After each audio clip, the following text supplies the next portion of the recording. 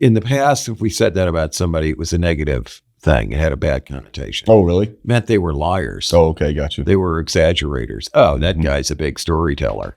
Okay, that was the expression.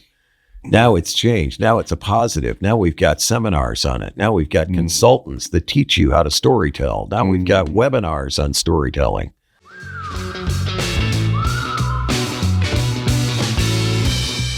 Oh, man, this is going to be a fun day today. It is, man. Isn't it? We're back in the studio. It's day before Thanksgiving. Yep. Day before a giant food orgy. My daughter's house.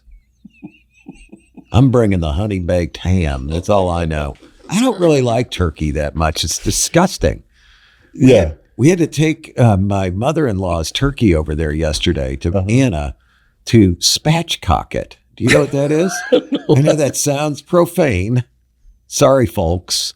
But it is a disgusting process where you remove the spine of the turkey. Wow. And flatten it out like a pancake. Wow. And then you cook it and it comes out better. It's called what? Spatchcock. You spatchcock it. Yep. And you just flatten it out. You just flatten that thing like a pancake. What is it? Just like break all the bones and stuff in it or something? Yeah, you just cut that out and then you just flatten it down and it cooks more consistently, evidently. Really? That's interesting. Yeah. So we had to take my mother-in-law's turkey there because neither my wife nor her wanted to spatchcock it. And then she has to spatchcock the one we're all having for Thanksgiving tomorrow. Anna does her own. I think that's really actually a good name for a business. Spatchcock. Well, it's like cut out the backbone and flatten it out. It's kind of like a turnaround company, right? Go in there, you gut the thing. Gut it out. Cut out all the unnecessary overhead. Even it out. Yeah, flatten the organization structure, right? Get rid of the intermediate managers we don't need anymore. That's right. More doers, less managers. And it becomes more juicy.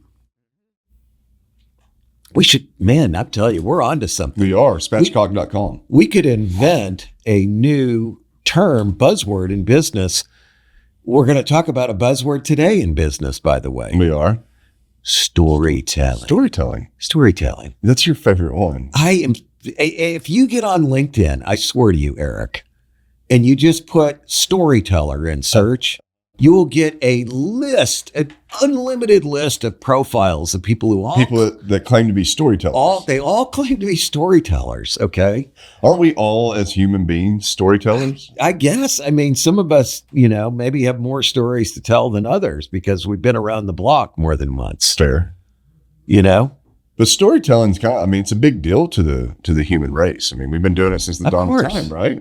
Before we could write, we told stories. We passed down. Yeah. We passed down lore over time. Yes. Myth, legend, and lore. Well, that was the first way we communicated. Yep. I used to do this. I had a presentation I did back in the day for like content and stuff like that for Walmart. But I had this presentation where I did do like a history of communication. And I had like 2 slides. One was how people communicated. And the very first one, according to my research, was the running man. The guy that would run from tribe to tribe to tell the story or sure. news flash from this tribe. The whole village is just burnt down. Right. Right. Or we're all sick. Then it moved to like the writing letters and things of that nature. And then it kind of just continued to graduate radio, TV, internet, etc. But what was interesting is that I showed that how advertising just always follows that communication over time, And I guess the first advertisers were like hawkers. Yeah. Like, get your red hot, 100%. 100%. Miracle cure right here from Dr. Wonder. As he rolls in town. The snake oil salesman. Yeah. 100%. They would pull up in their carriages, had the sign that they painted. That was the first advertising, wasn't it? Yeah. Cure, Cure syphilis. Consumption. That's right. There's usually just like alcohol, some sort of rum or something. Yeah. Well, John D. Rockefeller's dad used to do that. Was he a snake oil salesman? He was. I did not know. According to a biography on him, but he was a like one of the most prominent ones. Like he was No like kidding. legit snake oil. snake oil. And John D despised that. Like he didn't really have a good relationship with them. Oh, he wanted to shed that. Yeah, 100%. Yeah. Yeah, he didn't want to talk about it or anything. Yeah. But he'd always appear in his life at random times. That's of course, funny. especially after he started Standard Oil and started becoming, the mogul that he was, Yeah. right? And Yeah. he's And he like, really hey, wanted man, to distance himself. hey, from that. Dad's back. Yeah. Proud of you, son. Oh, Lord. Well, thank God neither of us ever had to like overcome our parents doing something bad or dumb, right? Or unethical. Blessed by that, man. Yeah. Blessed by that. You think about there's a lot of people who are in that situation. And it's like, I was just talking to him recently about somebody that my wife and I know. And anyway, her husband had some significant legal troubles that almost sent him to the pen. And he got out of it. But I mean, what an embarrassment for her and her professional 100%. job, to think that she had to go through that. And she works in a place that, they just wouldn't want to be soiled or have their reputation sullied. Exactly.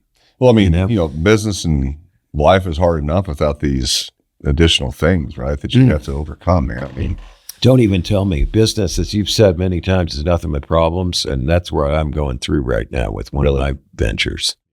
Yeah, it is just extremely stressful. But I can manage it. And that gives me some stories to tell. wow, now you're a bona fide storyteller. Okay. Mark, tell us some stories. What do you want to know about? I don't know. I mean, you seem to be a self-proclaimed storyteller, so tell us stories. No, I mean, I'm not a self-proclaimed storyteller, but I do tell stories.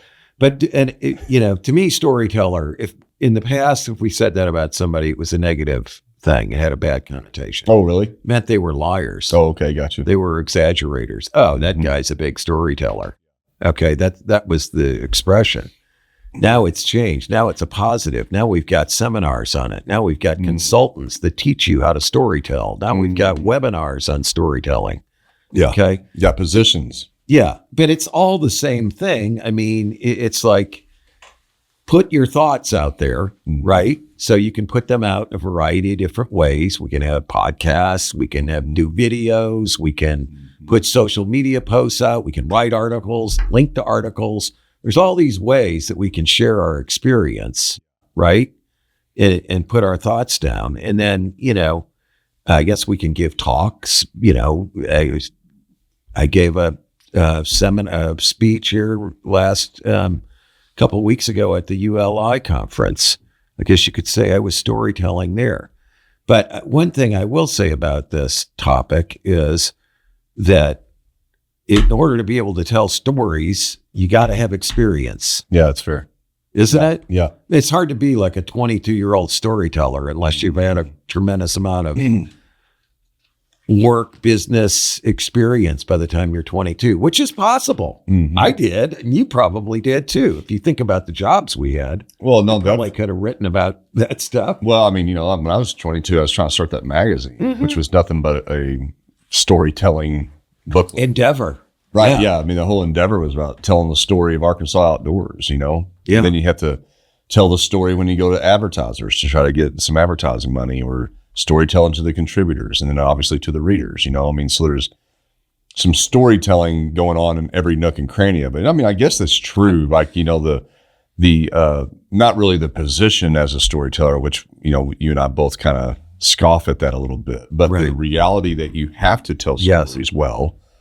That's how you gain credibility 100%. And you get trust. Yeah. And it's, and it's hard. It's definitely harder when you're younger. I mean, I think that there's, more continuous storytelling, but I mean, I'll be honest with you, like on the flip side of it, I do find myself constantly, I was actually talking to my mom about it a little bit just the other day. They're in town and stuff. And I was like, just the continuous need for me to keep telling the same story over and over again about the direction of where we need to go. It's true. Your job as the leader, it is so hard to get that across. It's so much more difficult in today's time too than I used to experience. And these are even businesses that you've started. 100%. What about when you come in and you didn't start it? Oh yeah. And you're trying to change the culture. Oh yeah. It's brutal, man. And I think a lot of this is like folks don't have. My experience is the team, not because of who they are, but because of the inundating amount of information that's coming to them at every nook and cranny of their life, whether it's personal, but through their phones, right? Through all these devices. Oh yeah. We're just the ability to retain a direction is getting more and more difficult. Like if you say, hey, Eric, I need you to go down to this store, get that, and go over there, and then come back. Like, because in the midst of when you were telling me that right before I was checking my phone, my email, then you told me that, then I left, and I was probably checking my emails and stuff on the way. That is so true, isn't it? And so you're so distracted. You're so distracted and so overwhelmed. You're mentally overwhelmed. Yeah. I mean, and whether whether that's true business. You don't process it. It's kind of like advertising, right? It's like only a very small portion of it do you even process. Exactly. There are so many ads I know that I could tell you what the ad is, but I could not tell you who the company the ad is for. Oh, 100%. That's absurd if you think about it. It really is. And I mean, I kind of like, I've been experiencing that as, social media increases the ability to do video like what we do here. Now you got AI, you got Gen AI and stuff coming in, which is basically all this stuff and then you got content creators. All this means is that there's more and more and more content that you have the ability to consume or that you're being impressed upon. And so I feel for the team, that whenever I'm trying to cast the vision or tell the story of what we're trying to accomplish, right? They might retain it at that moment, but then the next day or like a few hours later, they're already being pulled in different directions because they're just trying to navigate freaking chaos, man. Sure. And I hate it for them. What's interesting, I guess, is that as a founder, an entrepreneur, it's like, I don't really lose it like that though. Yeah, no, I get it. You just expect that you have to do that. Yeah. Well, is that what you're saying? Well, I mean, like, I don't lose the vision of it. Right. No, you don't lose the vision at all because you've been thinking about it for a long time. You're preoccupied with it. You're refining it, telling it over and over. I get that. But you also expect that you have to repeat relentlessly. Yeah, and I think I need to lift my expectation. Like here's my problem as the entrepreneur on this, or the business owner, or whatever. The problem comes in when I start getting frustrated or disappointed or discouraged. Because I mean, let's be honest. Like as an entrepreneur or business owner, I am paying people to work at this job. Sure, I need them to stay focused, to produce so that we can continue to grow the company. And so we all get paid more. The problem is that they don't retain the story or the direction. Right. They forget the why. They forget the why. Yeah. And then they get confused. And then that confusion or their lack of clarity causes a ripple effect of not doing things that are moving the company forward. And see, they're flatlining. Very rarely does it degrade the business, but it doesn't progress and grow. Yeah, no, I get it. So totally. What should take an hour to accomplish something ends up taking 4 hours because I've had to re-explain or 16 hours because people did the wrong thing first. And I get so incredibly frustrated by that. And my frustration then turns into a little bit of my own discouragement. I feel, I just feel like I'm running in mud. But you have to expect that. I do. Well, that's the thing. If you realize that's normal, maybe then you don't get discouraged as easily, right? That's right. It's that. And then I also think that to prioritize, how do I become better in the face of all the distractions and the noise, become better and more consistent about articulating where the direction is. Yes. Like there's a magic to that I haven't really figured out, or if I figured out, I don't prioritize it myself. It's just it's a continuous it's an iterative process. Yeah. Okay. Yeah. You're constantly refining the message and trying to get it across to people different ways, I think. And, some would say, well, there's got to be you've got to communicate the benefit to the other person of buying into that vision. Okay. And maybe that's where we fail as leaders, that people don't realize what that means. Maybe we can say over and over and over, this is where we're going. This is how we're going to get there. Okay. This is why we're doing it. But maybe it needs to go farther in terms of paint the picture of what will life be like for you if we do this. Okay. Maybe that's where we fail. We've got to take that story even a step farther.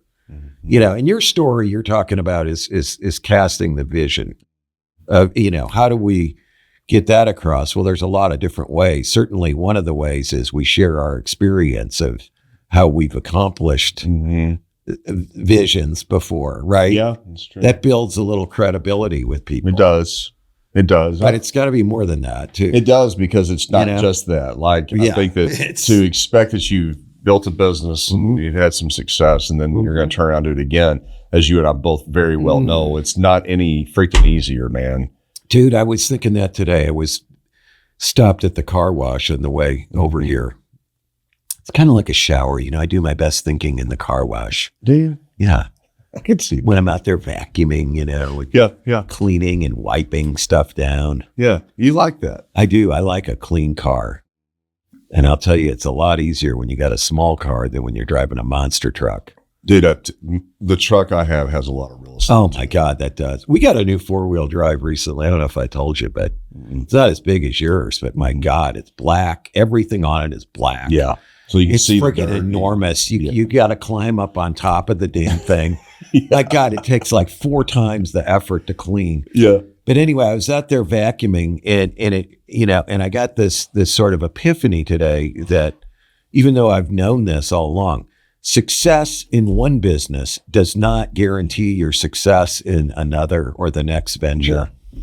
Not even close. Even if you have money. It just doesn't. Money doesn't solve it. Your previous success doesn't solve it. It doesn't. It's the same daily grind. It just keeps it. In fact, sometimes it's even harder than the first one. Yes. Yeah, there's some aspects to that.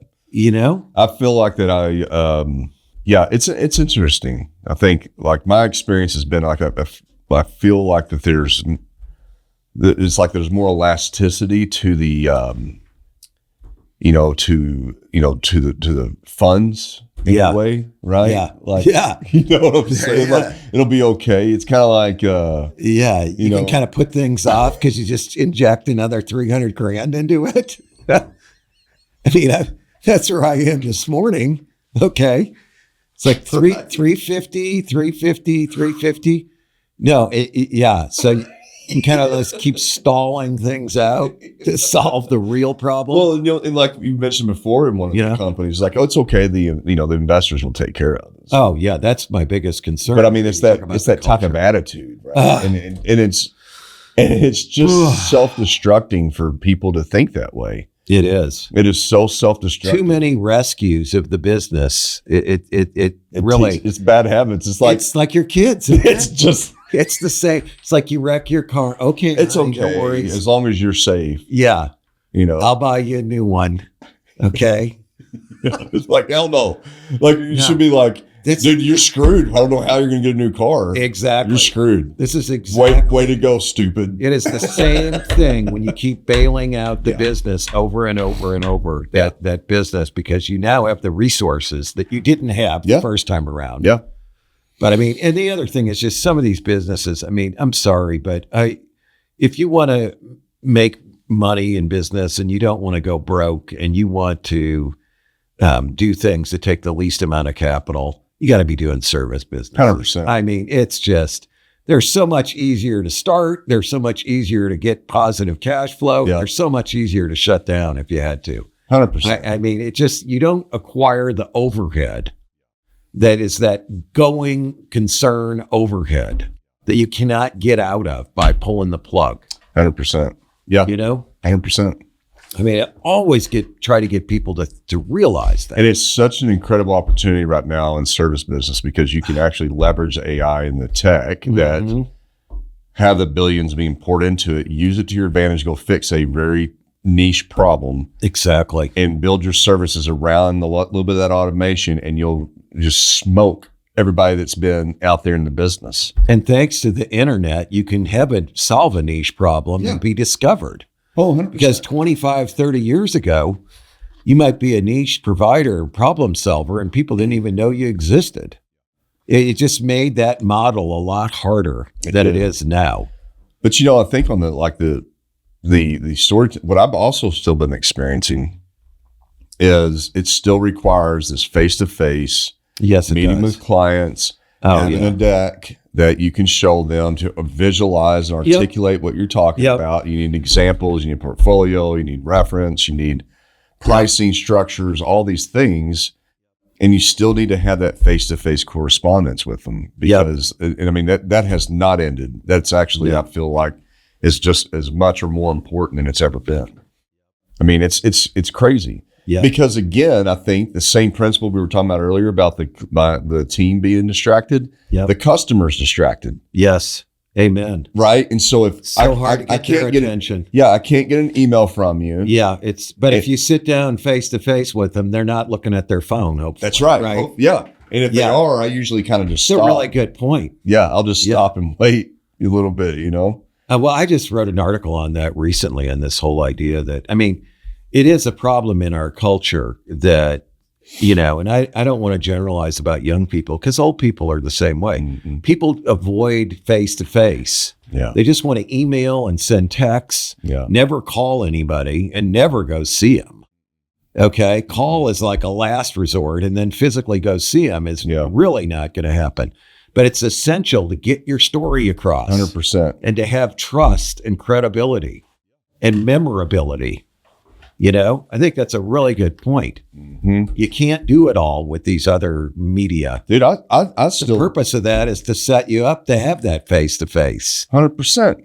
Isn't it? Yeah, I mean, like getting the meeting, like we have in our company, like one of our big metrics is how many meetings have you had? Like to me, that's the ultimate metric on sales. Right? Oh, in sales, it's always been the case. When Parker's running around here and I'm like, how's it going? Man, I've had 20 meetings this week. He's been doing that lately. Right. 20 meetings a week over good shit comes out Dude, of that. I'm like, I hate to tell you. I love it. I love it. Keep going. You're doing good. If you have that many freaking meetings, it's so true. Shit's got to happen. It is. But if you're like, I reached out to 100 people this week. Yeah, no, I sent out 100 emails. Yeah, I'm like, that's still soft, You're so right about that. But you get meetings, baby. Now we're talking. Now we can tell stories. That's that people may actually remember. That's probably it. And get through. That's probably why it's so important, right? Is that because I know that you've had a specific amount of time, whether it's 30 minutes, 45, to tell the story in a way that is going to be received by the customer. Right.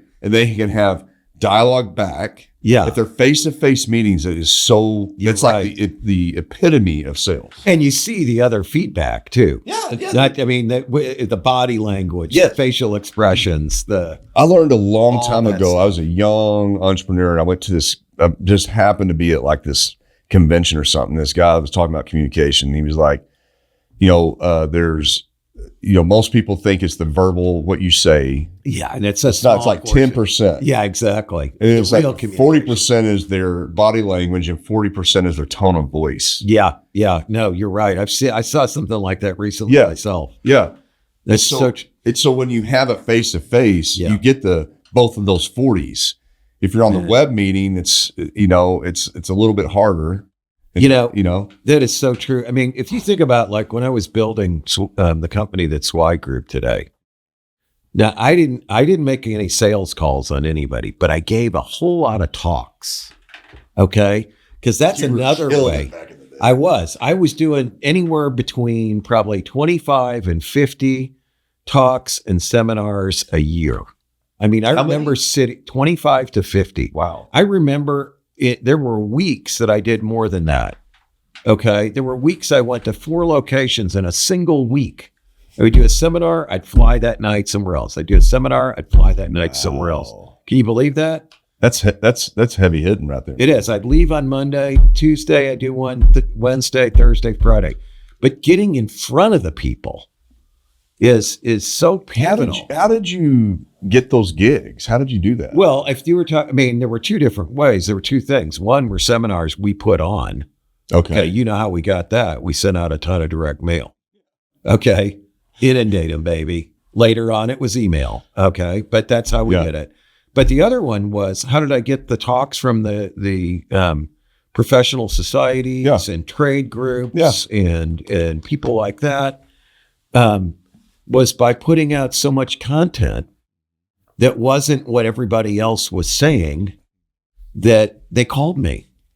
Okay. Did you not have any solicitation towards them at all? No, I never did any solicitation. I never said I'm available as a speaker or promoted that. Really? No. And the other thing I did is I didn't do it for free. I charged. Okay. And so, you know, again, that you're going to have people. That's always been mysterious to me how you were able to do that. It's not an easy thing to do, dude. You just put it out there and they figure, oh, if this guy's going to do that, he must be good. So how did you put it out there? You in the Zweig letter? No, when they contact you. No, but I mean, like your original content. You're saying you're. Oh, yeah, the content. Sure. It was the Zweig letter originally. That was the entire content vehicle. And so you just write this letter and you direct mail it to people. That's correct. You just constantly get new lists, mail it to them. Add them to it. Absolutely. Just keep sending. Yeah. I mean, I started with 250 people on my Rolodex. By the time I got done, I had, you know, we had like 200,000 people in our database. But you haven't missed a week of writing. No. Still today? No, still do it. But it's telling the stories though. Okay. That's what you're doing. I'm just telling stories and you're a storyteller. Oh shit. Once upon a time there was that does work. But I think you brought up something that is so important today. So all these other things that we do, all this content we put out, the real purpose of it is to get in front of somebody. That's right. Whether that's one person or 100, whatever. Get in front of people. Well, if I get in front of 100, then the goal is to get in front of several ones. Yeah, right, exactly. Like I still got to go down to one somewhere. That's right. You want to, yes, because you're up speaking in front of 100 people. 10 come up and talk to you. Meeting set. It's all about the gosh dang meeting. I have not seen that articulated in any of the bullshit that I see on LinkedIn about storytelling yet. The purpose is to get in front of people. So you can really tell your story. Yeah. Yep. That's really good. That's encouraging me. This is why I like doing this show, because it refocuses me. And it kind of goes back to like the whole thing that we were talking about earlier too, about with the team as well. Yeah, you know, but I mean, but to sit more meetings, just more meetings. Yeah, it's true. And you know, when you start talking about the team, I think where a lot of people fail, honestly, where some of the biggest failures are in getting that vision across of what you're trying to accomplish. Mm-hmm. It's because the top management doesn't get down in the weeds enough with the lowest level people in the company to work side by side with them and share the vision and have it be received properly by them, because they know you're okay. Okay. You're a worker too. You're not evil. You're not just trying to exploit me. You're in this just like me. Yeah. I mean, you know what I mean? Yeah. 100%. I mean, I always think that's so important in any of these situations. I used to practice that a lot at White Spider. Yeah, I believe you did. I mean, you do it here. I mean, you talk to everybody. Well, I do. You bring everybody into it. I don't have a one-on-ones like I used to at White Spider. I mean, I've kind of lost the grip of that. Yeah, well, you're busy. You're probably. But I know. But that's. I know. It's not an excuse. Good. No, you're right. I need to go have one-on-one coffees with my team. Everybody on the team. All, you know, just constantly doing that. You know what I'm saying? Like it's just a habit. Because here's my thing about it. I get a lot out of it. Like anytime I ever had that, I feel closer to the company. I'm sure that they do. You know, I also understand their ambitions and their goals in life. And so that helps me to align them better. If I see things like there's some ideas I'm working on in the company, new positions, new roles that I'm about to maybe put some investment behind. And I may not know that this person over here is actually really perfect for that. I'd much rather hire somebody that I know. Oh God, yes. Right? Always try to promote from within. 100%. And I mean, it's always worked out better for me. Yeah. Oh, Always I'm worked with you out. 100%. And so I'm missing that shit if I don't know who the hell these people are. No, you're in right. a deeper way. Yeah. Well, that's why I used to do, if you go all the way back to my 80s career, I used to have what I call career development lunches with 3 or 4 people a week in the company. And I would interview them individually over lunch and take good notes. Really? Like, tell me about yourself. Why'd you come to work here? Okay. What do you see? Where do you see yourself in 5 years, 5 years? What are the obstacles to accomplishing that here from your perception? What is it you think we could do better? What tools would help you do your job better? That is legit. Okay. And I would take all those notes and I would boil them all down and I would take all those and put them in one document, send them all to the CEO, the executive vice president, the CFO. You talking about to your clients? No, I'm talking about in the company I worked in, which was a multi-100-person company. Wow. Okay. And then we would sit down once a week and go, what are we going to do with this feedback? And it's so powerful. Was that your job? That was part of my job. Yeah, it was part of my. Were you in HR? I was in charge of HR and marketing. I always started in HR, and then within months, I ended up being in charge of marketing every time. Really? Yeah, because back in those days, it was like, oh, you can sell, you should be doing marketing too. You know, the marketing heads back in those days were people who could sell. What does HR have to do with selling, though? Selling people on going to work there, selling people on staying there. It's all selling. What do you mean? What does it have to do with it? It's not the way it's treated today. It's like you're a pariah, okay? All you do is tell management they can't do what they want to do. Get the hell out of here, okay? That's what HR, that's where everybody hates HR people for that reason in management. Yeah. But back then, right. you know, I mean, to me, I saw it as like, my job is to get the best people in this place, okay? And help them and keep them and keep them help engaged. Them perform their best. You got it. It's all about that. Okay, and then they're like, this guy's pretty good at that, so maybe we should make him in charge of marketing too. Are you serious? I'm dead serious. Ready to level up your show? At podcastvideos.com, we offer industry-leading recording and expert marketing to help your show reach more listeners. From creation to distribution, we've got you covered. Visit podcastvideos.com and elevate your podcast today. That is such a powerful lunch, though. I need to do It is. that, If you look at my HR book I wrote in 90 or 91, published by Wiley, the whole process is detailed in there. And even like example notes that were blinded are in there on this process. What's the name of that book? Human Resources for the Design Profession. Okay. It's called, Human Resources Management, the complete guidebook for the design profession. You can probably get one for like $2. It's like 72 million ranked on Amazon, or it's out of print now, but seriously. I always love those rankings. It's like I look at my book sometime, I'm like, oh great, I only have 72. Shit, I'm like the 2,500,000th most popular book on Amazon today. That's fantastic. Now, the other day I looked, I was like 200,000. I'm like, holy cow, we've really moved up. Moved it up. I'm 200,000. But no, it's all laid out in there. But this all weaves together. This thing that we're talking about. And well, even when you're talking about your meetings, like that's a one-on-one. Yes. And you're the recipient of their story. And I'm sitting there writing down, man. I'm taking notes furiously, looking for direct quotes. The reason I like quotes is that then helps me communicate what they're saying to management in an unfiltered way. Mark, as we're sitting here talking about this, it gives me this, I feel this big yellow or red flag, right? Okay. To all of the listeners out there, if you're trying to start up a small business, I'm not talking to you if you're a freaking Anthropic or a freaking Google. Yeah, right. We're not talking to you folks. We're talking to Oracle. Or Oracle. Yeah. Right. We're not talking to you. We're talking to the really the foundation of all of our economic stability. Which is 20-person companies. Exactly. That's small business owners and ones 20, 30-person companies. Number one, I would tell you all that with all this tech stuff going, like there are so many opportunities for you.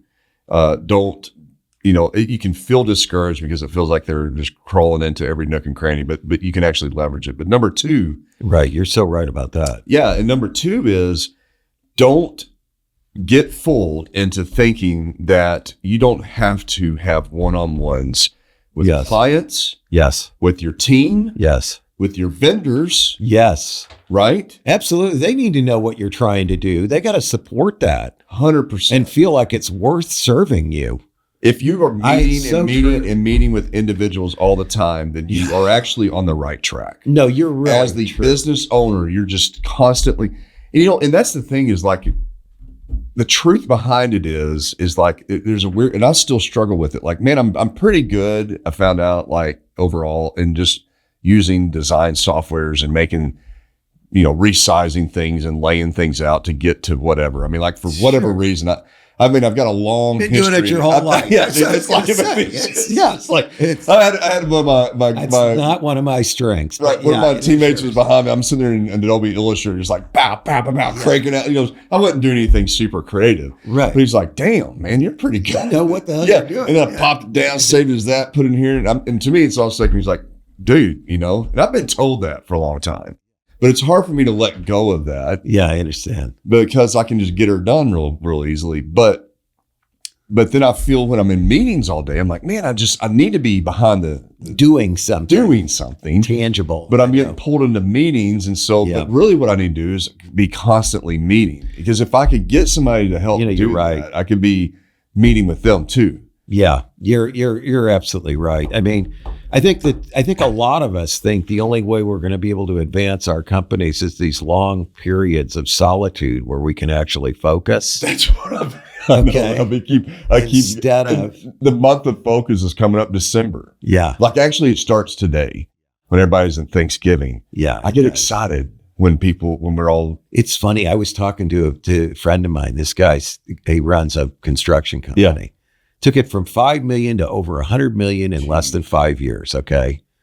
And we were talking, I can't remember. It was either Monday this week or Friday last week. He's like, I can't wait till next week. He goes, we are going to get a jump on everybody else. They're all sitting there thinking, sleeping. We're shutting down this week. We're not going to get anything done. He goes, I'm going to come in with a freaking shake. That's what he's like. He goes, between now and the end of the year, I'm going to be grabbing their business up. That's exactly right, man. Isn't it? That is 100. Dude, I have not worked a holiday.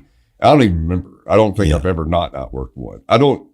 Those times, those quiet times. Yeah. When everyone is spending time and sleeping. We should be meeting. I'm just grinded, dude. I'm like 8 hours into like some real weird black holes of research and competitive analysis and then like design or whatever it might be and communications. And I come out swinging. Yeah. Swinging. Refine your story. Like that first meeting back from Thanksgiving week, it's like, all right, bam. And then the first one in the first of the year after Christmas. Yeah. That's another bang. That's usually a big bang. I usually do some pretty big pivotal major things. You could say pivotal. It's not the same thing as pivoting. Oh, okay. Pivotal things like at the first of the year because I've had all this time to dive in. Well, yeah, it's always a good time to get your business plan together before the new year starts. 100%. Okay, not after. Like, well, we're going to do that in February. No, bullshit. You're already the year is well underway. Okay, get a jump on it. Do it now. Get your story down. Refine that story. Sell that story. Paint the picture. Meet the clients. Meet the vendors. Meet the employees. You know another big thing about storytelling? What's that? Like where you're sitting there, like, yes. But then having what I've found is like our strategic deployment, JS has come in and talked about it. Super simple way of clearly communicating what those big objectives are. And ours is in this very simple spreadsheet. Everyone has access to. Oh, dude. It's not overbearing with information. That goes back to my open book reporting. Yeah. It's the same thing. Simple Metrics, simple. and knowing what the metrics are, knowing what the goals are, and then tracking your progress and sharing it with everybody. That's it. Don't hold that close to the vest. Tell that story. Yes. Right? In a very simple, clear. Don't make it into some big software. I know. Don't freaking make it into this so simple. You know what? You know who does excellent at that? Who's that? Give him credit. Doug McMillan. Yeah, I'm sure And Walmart's leadership, like their simplicity. Dude, I told you years ago, the first time I walked into Federal Express Corporation was 1983. They had their performance metrics posted in every room. They were in the hall. That's it. They were in the Storyteller. conference rooms. There it is. One sheet of paper. Absolutely simple. God dang it. I have thought about that 100 times. 42 years ago. Do it. I got to freaking do that. And Fred Smith was a genius, okay? 100%. I mean, absolute genius. And it all comes back to just staying simple and clear. Yes. Yes. I mean, it makes me think of Warren Buffett. It makes me think of Steve Jobs. I mean, just They simplify. one star. Yes. Yeah. Don't get off track. Man, to me, those are some of the most brilliant people out there. Yeah. Okay. I mean, God, Steve Jobs was a true genius. Let's be honest. Yeah, he was. He absolutely did not buy into conventional thinking. He bypassed so much in the process, so much wasted time. I'll tell you, another genius I've been seeing rising up is that CEO for AMD, like it's the NVIDIA AI chip competitor. This lady is like, She's got it down. dude, she's unbelievable. Yeah. Like in what she's doing, like just so focused.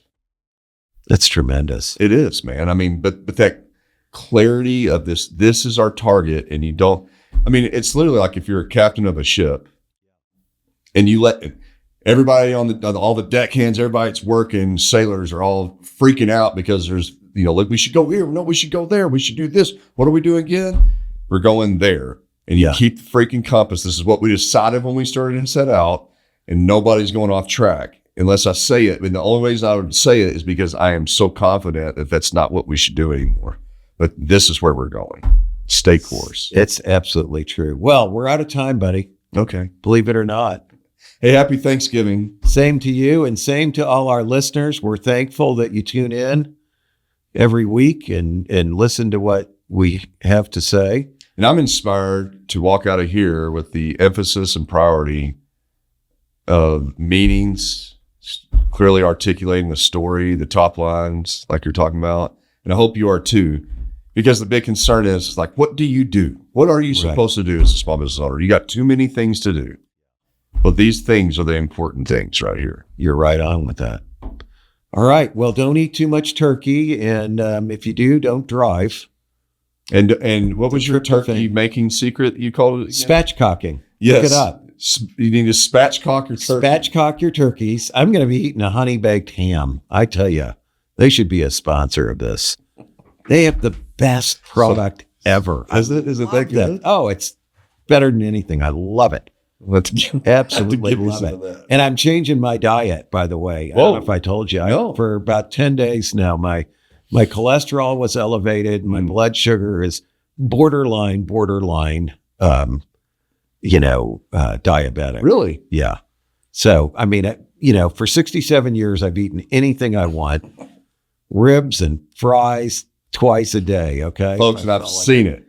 So I've stopped all that. I'm eating some salads. I'm eating a lot more chicken. Dang, son. I've stopped eating bags of candy at night and brownies and really? Yes.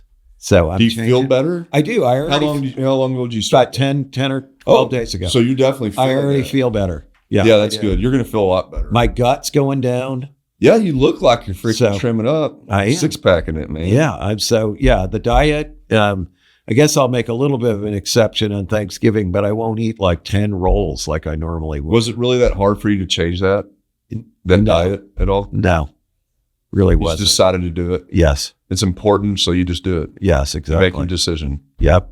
That's what you got to do. That's life, isn't it? It really is. And everything's business. Oh, man, I'm telling you. Just like what we're talking about. I need to start meeting before decide to freaking do it, then prioritize it and just do it. Yep. Action is what gets you ahead. Not sitting there hypothesizing. Right. All right. All right, man. Been great. Thanks, everybody. This has been another episode of Big A Talk about that small businesses.